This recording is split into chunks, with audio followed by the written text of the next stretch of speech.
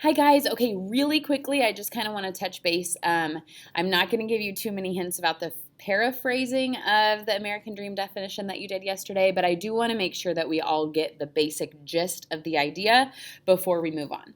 So really, guys, the basic gist is the last sentence of James Truslow Adams's definition.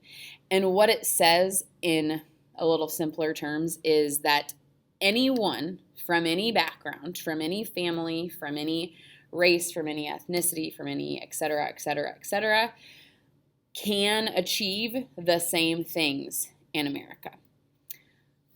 I'm not saying whether I believe that or not, but that is what James Truslow Adams said. So when we think about the American dream, I think you'll see that it has evolved over time, but I do want you to remember kind of what it is or what it was at its core. Today, you are going to start annotating, everyone's favorite thing to do, right? I'm going to tell you something about annotating. I hated annotating in high school. I thought it was pointless. I could read just fine. Why did I need to annotate? Like, I get it. I'm thinking about it in my head. This is dumb.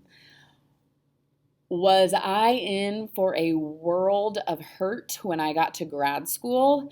I was given assignments of like 45-page articles, and I didn't understand the first paragraph. And so I'm not exaggerating when I say it would take me 3, 4, 5 days to read the article. Obviously, I would do other work in between, and I would like come to work and go to sleep and watch TV and all that stuff. But I couldn't sit down and just read 45 pages of what I thought was nonsense. And so when I annotated, I was able to just read a few pages at a time, and then I could go back and look at my notes that made sense to me because they were in my words and my thinking, instead of having to reread the stuff that I originally didn't really understand. So I promise, if you are a naysayer of annotating, it can really come in handy in life. And so I'm hopeful that you can just practice with me. Thanks. Okay. Here's another thing about annotating, if you haven't already figured it out. Annotating looks different for every teacher. Everyone's going to have slight variations on what they expect. Okay, so this stuff is available as a document on Schoology. I'm going to, and I made a note on this on the document, I just haven't changed my PowerPoint. I'm not going to have you do number 1 because it's not vital to me right now. I am going to have you do number 2. I want you to make a key at the top of your paper. That can be different symbols or different colors, and I want one of those symbols or colors to stand for unknown words, one of them to be important points, and one of them to be questions. I have uploaded the document that you're going to be annotating in both Word and PDF. I think it will be a lot easier to annotate in Word, but if you are a PDF whiz and you have a way to highlight and mark things, you have at it. I've already done number 3 for you, but before you read something, you need to know why you're reading it. So here's why you're reading this. You're reading it to figure out what the author's main argument is about the American dream. I want to be very clear. I am not asking you to believe what this author says. If you do, great. If you don't, great. I'm cool either way. I also want you to figure out what evidence they use to support their argument. What stories they use, what statistics they use, etc. How do they back up their main point?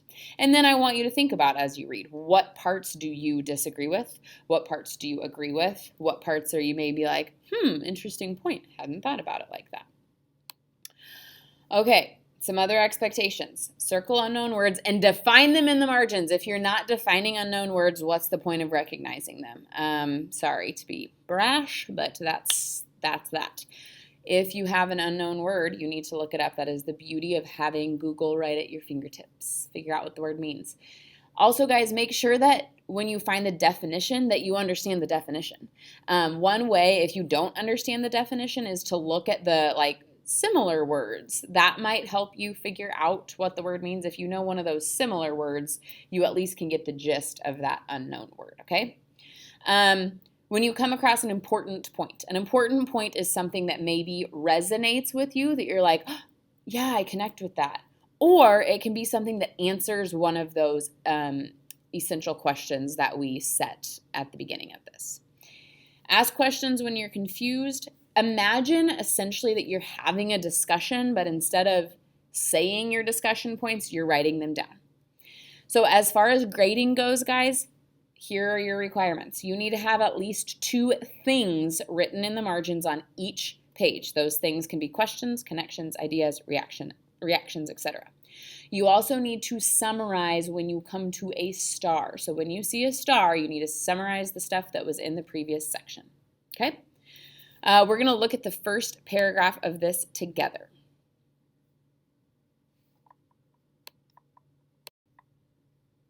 Okay, so here's the deal, guys. I am kind of starting you off with a difficult article. It is a scholarly article, which means that it's written by a scholar. I know that's shocking. And peer-reviewed, which means that other scholars have looked at it and said, like, yeah, this is legit enough to be published. It also just generally means a few other things, that it's longer than typical articles and that it's more difficult to read. It's just written at a higher level. So you do have 2 days to complete this. Take your time. Be patient with yourselves. This is kind of your first challenge of the year. I'm going to talk you through what I have for the first page. If you want to copy this stuff for your first page, that's fine. The first thing that I noticed is that it talks about something called exceptionalism. I had no idea what that was, so I looked it up on Google. And there it is, the theory that the history of the United States is inherently different from that of other nations. Okay, that makes sense to me. Cool. So luckily I looked that up because it talks a little more about exceptionalism later on this page. So I wrote, when I think about the American dream, I do think that kind of supports the idea of exceptionalism. I think that is something that sets America apart from other countries.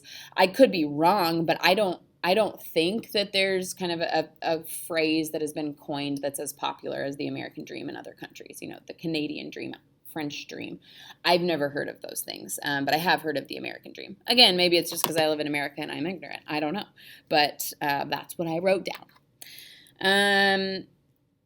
And then I also just, you know, obviously, since I'm teaching the American dream, I've heard of it and I've read about it and I've discussed it. But as far as, you know, conversations I have with my friends or my family, I don't really hear people talking about the American dream as much. This guy seems to be pretty optimistic about it. And so my question is, like, do people really still feel this way? Is there this, like, inherent desire to achieve the American dream? It seems like something that was kind of once a foundation of our country, and I'm not really sure that it still is. But again, that's just my question. That's something that I thought of as I read. I think that's all I have to say. Good luck. Have fun. Let me know if you have questions or technology issues or whatever. Like I said, this is going to be probably a challenge. Maybe it won't be, but maybe it will be. And if it is, just be patient with yourself and know that I'm just trying to see you work through a text. And you might not do it perfectly, but we will get through it together.